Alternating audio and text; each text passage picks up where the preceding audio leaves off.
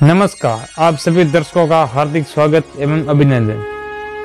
के शिक्षा गुरु Sanskrit YouTube channel में आप सभी का स्वागत है। और आज हम बात करने वाले हैं मंगलवार व्रत कथा के बारे में। तो आप सब ध्यानपूर्वक श्रवण करें और इस वीडियो को आगे से आगे शेयर करें और सब्सक्राइबर करें, ताकि आज सबसे पहले हम आपके मंगलवार व्रत के बारे में बताना चाहते हैं और मंगलवार का व्रत किस तरह रखना चाहिए और रखने के बाद उसकी विधि क्या है, उसके बारे में हम आपसे चर्चा करेंगे। और हमारे YouTube चैनल को सब्सक्राइबर करें, लाइक करें और शेयर करें। तो व्रत कथा का महत्व उत्सव विधि क्या है वो हम आपको पहले बता देते हैं, क्योंकि उसके लिए तो व्रत रखना है तो पहले विधि को जानना जरूरी है। तो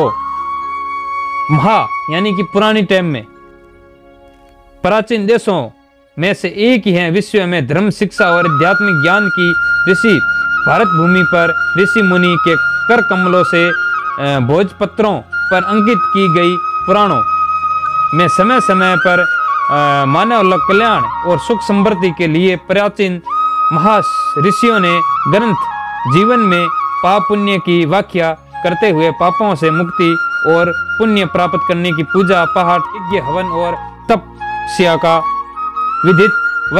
विधान बनाया। यानी कि तपस्या करने के लिए एक विद्वान बनाया ताकि लोग उसका कल्याण पूर्वक ध्यान रख सके और उनकी पालना कर सके। तो जन्म लगन, वर्ष लगन, महादशा और दशा गोचर में मंगल के अमंगलकारी होने से धन संपत्ति की हानि के साथ साथ कदम कदम पर अनिष्ट होने की संभावना रहती है। संभावना वह मृत्यु का भय जीवन और मानव को पीड़ित करता रहता है। उनसे मुक्ति और अनिष्ट से सुरक्षा के लिए मंगलवार का व्रत कथा और आरती एक मात्र मंगलवार की साधना है। यानी कि मंगलवार के दिन जो भी लोग मंगलवार का व्रत रखेगा उनकी मंगलवार की कृपा तो मंगल देव की कृपा प्राप्त होगी और साथ ही साथ परम पूज्य केसरी नंदन पवन पुत्र हनुमान जी की विशेष कृपा उन पर बनी रहती है। यदि किसी की जन्म कुंडली में मंगल ग्रह नीचे का हो जाता है तो उसे दूसरी क्रम में मंगल भगवान क्रोधित हो जाता है तो जीवन दुख में भर जाता है। यानी कि उनके मंगल ग्रह नीचे की ओर होता है तो उनका जीवन बहुत दुखमय होता है। मंगल के दशा परिवर्तन से सुख संपत्ति, धन, ध्यान वह मानव समान नष्ट हो जाता है। मंगल ग्रह इतना भारी है कि उनका ग्रह क्रोधित होने से बहुत इंसान को बहुत तकलीफ रहती है। असाध्य रोग, विकारों की उत्पत्ति, रक्त की विकार, संतान की कष्ट, तृण की अधिकता, आय के संतोष या नशा और मानसिक तनाव का समावेश होता है। इन सब कष्टों और चिंताओं के निवारण के लिए मंगलवार का व्रत करना, वह कथा सुनना आवश्यक है। प्राचीन ग्रंथ पुराणों के पवन पुत्र केसरी नंदन अंजनी सुत राम भगत हनुमान को मंगलवार का अधिदेव वर्णित किया गया है। यानी कि पवन पुत्र हनुमान जी को मंगलवार का इष्ट देवता माना गया है। जो भी मंगलवार का व्रत रखेगा, मंगल देव का व्रत रखेगा, पवन पुत्र हनुमान जी का उसकी विशेष कृपा रहेगी, हनुमान जी का उसको स्वतः ही कृपा प्राप्त हो जाएगी। पवन पुत्र श्री हनुमान जी की पूजा अर्चना से सभी तरह के शारीरिक और मानसिक दुखों से मुक्ति मिलने के साथ साथ सभी तरह के वैभव, उस राजकीय पदार्थों की प्राप्ति और जीवन में सुख संपत्ति तथा आरोग्य की उपलब्धि होती है। उनका हमेशा विशेष कृपा रहती है हनुमान जी की। बजरंगबली सभी को भूतों प्रेतों के भय, क्रोध और चिंता के मुक्त करते मंगलवार का व्रत सभी स्त्री और पुरुष अपनी समर्था और अनुसार कर सकता है। यानी कि लेडीज और पुरुष दोनों भी रख सकता है, अपनी श्रद्धा के अनुसार रख सकते हैं। के दिनों में स्त्रियों का व्रत करना निश्चित माना गया है। किसी भी स्त्री पुरुष द्वारा 21 मंगलवार व्रत लाभ प्राप्त इसके बाद मंगलवार के व्रत का उत्पादन किया जाता है, यानी कि 21 मंगलवार का व्रत करते हैं तो उनका बहुत ही लाभ मिलता है। इस काल अब हम बात करने वाले हैं मंगलवार व्रत कथा आरंभ करने जा रहे हैं, तो ध्यानपूर्वक सुने।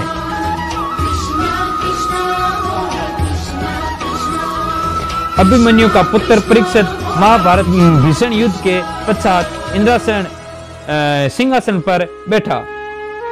वह ऋषि मुनि और विद्वानों का बहुत ही सम्मान करता था। एक बार पवित्र तीर्थ नृषणी में देशों के 88,000 ऋषि मुनि और वेदों के ज्ञान एकत्रित हुए। उस तीर्थ में परीक्षित ने वेदों के ज्ञान की सूत जी से पूछा।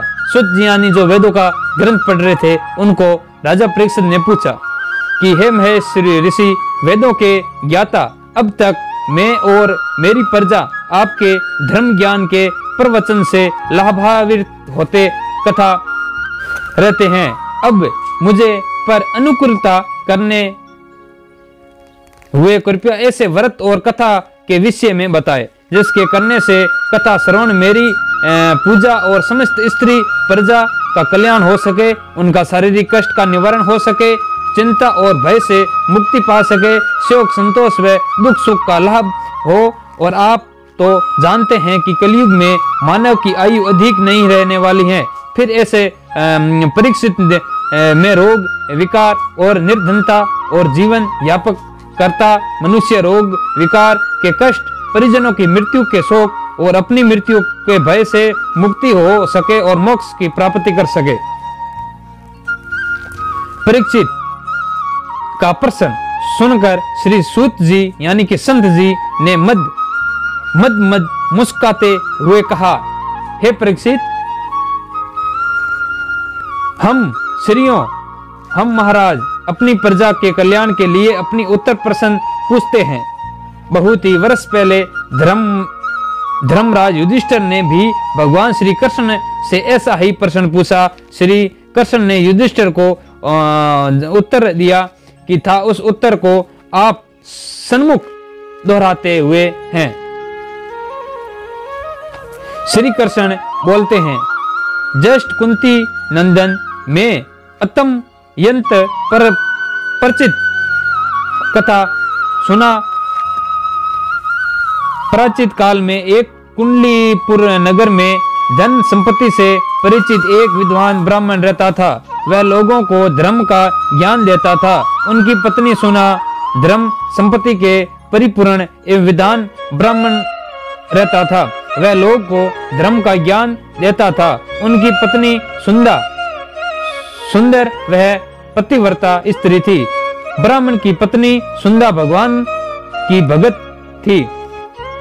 प्रतिदिन सूर्य उठकर स्नान आदि करती थी। मैं से निर्वित हो वह हनुमान की पूजा करके वह मंगलवार का व्रत रखती थी। उस दिन हनुमान जी की पूजा के बाद भोजन बनाकर पहले उनकी भोग लगाया करती थी, उसके बाद ही स्वयं भोजन करती थी। सुंदर वर्ष से हनुमान जी की पूजा कर रही थी, लेकिन अभी तक उसकी गोद सूनी थी। सुनंदा और उसका पति सनातन के लिए बहुत ही चिंतित थे। मंगलवार का व्रत करने से और उनकी कथा सुनने के बाद सुनंदा हनुमान जी की संतान प्राप्ति का वर मांग करती थी, यानी कि वो हमेशा भगवान हनुमान जी से अपने पुत्र का वर पाना चाहते थे। उनके सुनंदा के पुत्र नहीं थे, वो हनुमान जी की परम भगत थी।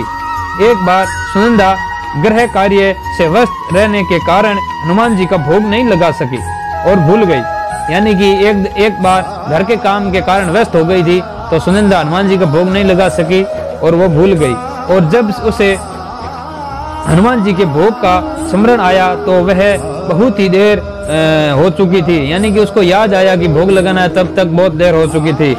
उससे अपनी भूल का बहुत ही पश्चाताप हुआ और प्रयासित स्वरूप उसने उस दिन कुछ भी नहीं खाया, यानी कि उसको पता चलता ही उस दिन उसने बहुत मन में दुख हुआ और कुछ भी नहीं खाया। और यह संकल्प किया कि जब तक अगले मंगलवार को व्रत उपासना करके हनुमान जी को भोग नहीं लेगी, वह भोजन ग्रहण नहीं करेगी। ब्राह्मण पति को भोजन कराती, घर में सफाई करती, लेकिन स्वयं भोजन नहीं करती। इस प्रकार एक सप्ताह तक भूखी से पीड़ित रहकर सुनंदा ने पुनः मंगलवार का व्रत किया और भोजन बनाकर हनुमान जी को भोग लगाया, लेकिन अत्यधिक दुर्बलता के कारण सुनंदा बेसुध होकर गिर पड़ी, यानी कि वो बेहोश होकर गिर पड़ी, क्योंकि 7 दिन भूखी रहने के कारण। सुनंदा की भक्ति से प्रसन्न होकर हनुमान जी ने उसे और कहा, यानी कि साक्षात हनुमान जी ने उसे दर्शन दिया और सुनंदा को कहा, सुनंदा तुम्हारी भक्ति और पूजा से मैं अति प्रसन्न हूँ, तुम मुझे कोई भी वर मांग सकती हो। हनुमान जी ने कहा, तुम्हारी भक्ति से मैं अत्यंत प्रसन्न हूँ, तुम कोई भी वर मांग सकती हो। तो सुनंदा हनुमान जी को प्रणाम करते हुए कहा, हे महावीर, हे अजनी पुत्र, हे केसरी नंदन, मुझे संतान का वर प्रदान करे। सुनंदा की इच्छा सुनकर हनुमान जी ने कहा, तथास्तु, तेरी मनोकामना अवश्य पूरी होगी, तेरे घर पर सुकन्या जन्म लेगी और वह इतनी सौभाग्यशाली होगी कि उसे अष्टांग से प्रतिदिन श्रवण की उत्पत्ति होने से तेरा घर आंगन श्रवण से भर जाएगा। हनुमान जी अंतर ध्यान हो गए तो खुशी से झूमती सुनंदा पति के पास गई और उसे सारी बात बताई। कन्या जन्म का वर मिलते से ब्राह्मण नंदा थोड़ा चिंतित तो हुआ, लेकिन श्रवण की मिलने की आशा से उन्होंने उसकी चिंता को बहुत ही कम कर ले लिया। यानी कि हनुमान जी ने उसको वरदान तो दिया एक कन्या का वरदान। फिर उनको सुनंदा ने अपने पति को बताया कि अपने को कन्या होने वाली है, भगवान हनुमान जी ने आशीर्वाद दिया है। तो सुनंदा के पति बहुत ही दुखी हुए। फिर उसने सोने के बारे में सुना तो वो बहुत ही खुश हो गए और कुछ भी करके उसको एडजस्ट कर लिया। हनुमान जी के वरदान के सुनंदा सिर्फ गर्भवती हुई और 10वें मास के प्रारंभ से उनके एक सुंदर कन्या को जन्म दिया। यानी कि उनके दिन पूरे होने पर सुनंदा ने एक सुंदर कन्या को जन्म दिया। ब्राह्मण नंदा ने अपनी कन्या का नाम श्रवण लता रखा, क्योंकि उनका जन्म के साथ ही ब्राह्मण को प्रतिदिन श्रवण देने प्रारंभ कर दिया। यानी कि उनका जन्म होते ही प्रतिदिन उनके घर थे। श्रवण लता ने 12 वर्ष के होते होते सुनंदा अपनी पति के उसके विवाह के लिए सुनंदा के सहयोग वर ढूंढने का आग्रह करने लगी, पर सुनंदा कुछ भी और ही सोच रही थी। यानी कि वो जो सुनंदा और भी कुछ सोच रही थी। यदि विवाह के बाद श्रवणलता चली गई तो उसके पास सोना कहां से आएगा, उसे सोचकर नंदा ने अपनी पत्नी से कहा कि प्रिय, अभी श्रवणलता विवाह के योग्य नहीं है, अंतवर खोजने के लिए कहीं जाना अभी उचित नहीं है। यानी कि अभी उसकी उम्र शादी की नहीं है, तो उसका वर खोजने की कोई आवश्यकता अभी नहीं आई है। सुनंदा ने कहा, स्त्रियों में लिखा है कि रज इस वाला होने से पहले ही कन्या का विवाह कर देना चाहिए। यदि कोई कन्या पिता के घर में रजवाला होती है तो उसे तरसु वहाद का पाप उसको पिता को और भाई पर लगा रहता है कि श्रवणलता से प्रतिदिन श्रवण पाने की लालच में उसका विवाह शीघ्र नहीं करना चाहता। विश्व से होकर नंदा ने कहा, अच्छा भगवान, मैं किसका सहयोग वर की तलाश करता हूँ। अगले दिन नंदा ने उनके सेवकों को विभिन्न नगरों में खोजने का आदेश दे दिया। नंदा ने कि अपने सुनंदा के लिए वर अच्छा खोजने का आदेश दे दिया कि अपनी पुत्री के लिए अच्छा वर आप देखो, किसी योग्य वर की तलाश करता है। अगले दिन नंदा ने अपने सेवकों को भी में भेज दिया। कुछ ही दिन में सेवकों ने गोसलपुर में एक सुंदर सहयोग लड़का को देखा। ब्राह्मण परिवार से उसे शिक्षित लड़के का नाम सोमेश्वर था। नंदा ने कौशलपुर जाकर सोमेश्वर को देखा और प्रसन्न होकर ब्राह्मण को द्वारा निकाले गए शुभ मुहूर्त पर स्वर्णलता का विवाह कर दिया। ढेर सारी धन संपत्ति और स्वर्ण नीति देकर अपनी बेटी को उसे सोमवार से सदा विदाई किया, यानी कि उनकी शादी करके उनको सदा के लिए ससुराल भेज दिया। बेटी के विवाह होते ही अपने घर के सूने आंगन में देख नंदा मुझसे इस कष्ट में कलुषित विचार उत्पन्न करने लगा। वह अभी यादार्थ भूलकर सोमेश्वर की हत्या करके अपनी बेटी को अपने घर में रखने का निश्चित कर लिया। यानी कि अभी मेरी बेटी ससुराल गई है तो उसके मन में बहुत कटु वचन और गंदे वचन का मन में विकार उत्पन्न हुआ कि मेरे दामाद को मारकर मेरी बेटी वापस लाऊंगा। कर बैठा। उसने कुछ सेवकों को भेजकर रास्ते में ही सोमेश्वर की हत्या करा दी, यानी कि कुछ सेवकों को भेजकर उसके पति अपने जमाई की हत्या करवा दी। सोमेश्वर की हत्या के बाद नंदा ने अपनी बेटी से घर लौटने के लिए कहा, यानी कि उसके पिता ने बेटी को घर लौटने के लिए कहा।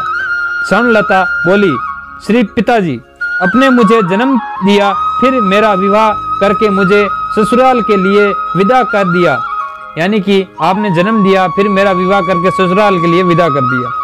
एक दिन विवाहित लड़की ने उसके पति का घर ही श्रेष्ठ होता है, विवाहित लड़की का उसका पति का घर ही श्रेष्ठ होता है, उनके पिताजी को बोला। इसलिए अब मैं अपने पति के साथ ही चिंता में जल अपने प्राण का त्याग करूंगी, यानी कि मेरे पति मर गए हैं तो अब इसके साथ ही चिता में मैं भी अपना आत्मदाह करूंगी। पत्नी के साथ ही सती होकर अपनी जन्म को माता पिता और पत्नी के पति के परिवार को सम्मानित करूंगी, यानी कि मैं माता पिता और अपने पति का सम्मान करूंगी। नंदा अपनी बेटी को बातें सुनकर अपने किए हुए पर पश्चाताप करने लगा। स्वर्ण के लालच में अपनी बेटी को विधवा बना और बेटी भी अपनी पति के साथ जलकर उसे छोड़कर जा रही है। स्वर्णलता अपनी चिता में बैठ गई, लेकिन जब चिता को अग्नि दी जाने लगी तो भगवान मंगल प्रकट होकर बोले, हे स्वर्णलता, तुम पतिव्रता हैं, मैं तेरी पति भक्ति से अति प्रसन्न हूँ, तो मुझसे कोई भी वर मांग सकती है। कौन? मंगल भगवान ने उनको दर्शन देके बोला, तुम कोई भी वर मांग सकती है, तुम पतिव्रता हो। भगवान मंगल को प्रणाम करके स्वर्णलता ने कहा, हे भगवान, यदि आप मुझे वर देना ही चाहते हैं तो मेरे पति के प्राण लौटा दीजिए। भगवान मंगलवार ने तुरंत सोमेश्वर को जीवन करने का स्वर्णलता, तेरा सुहाग संदेश सदैव बना रहेगा, यानी कि उसको आशीर्वाद दे दिया कि तेरा सुहाग सदा बना रहेगा। अब तुम दूसरा वर मांग। स्वर्णलता ने कहा, 9 ग्रहों के अधिपति भगवान, आप मुझे दूसरा वर यह दीजिए कि जो कोई भी स्त्री पुरुष मंगलवार को आपका व्रत करके लाल चंदन की लाल पुष्पों से आपकी पूजा करके लाल वस्त्र का आवरण आपको पहनाएगा, आप उसके रोग विकार वह दुख नष्ट करके उसे धन दान से परिपूर्ण करे, मृत्यु के भय से मुक्त करके पुत्र प्राप्ति का वर दे। अपना व्रत करने वाले स्त्री विधवा ने ओ भगवान मंगल ने मुस्कुराते तथा स्त्री कहा और अंतर ध्यान हो गए, यानी कि भगवान मुस्कुराते तथा अस्तु कहने के बाद अंतर ध्यान हो गए। श्री कृष्ण ने युधिष्ठिर को कथा सुनाते हुए कहा, हे धर्मराज, भगवान मंगल का व्रत करते हुए जो कोई स्त्री व पुरुष उनका सुमरन करेंगे और वह वैकुंठ की प्राप्ति कर जन्म मरण के चक्कर से मुक्त पाएंगे। मंगलवार के व्रत से उसको पुत्र की प्राप्ति होगी और जीवन से धन संपत्ति का कभी वैभव, धन और संपत्ति का कभी उनको हानि नहीं होगी, हमेशा उसके घर में वैभव आनंद मंगल रहेगा। तो आप सभी दर्शकों का हार्दिक एक बार फिर से स्वागत है। हमारे के संस्कृत YouTube चैनल को आप सब्सक्राइबर करें और धन्यवाद। बोलिए श्री मंगल देव की जय हो। बोलिए पवन पुत्र हनुमान जी महाराज की जय हो।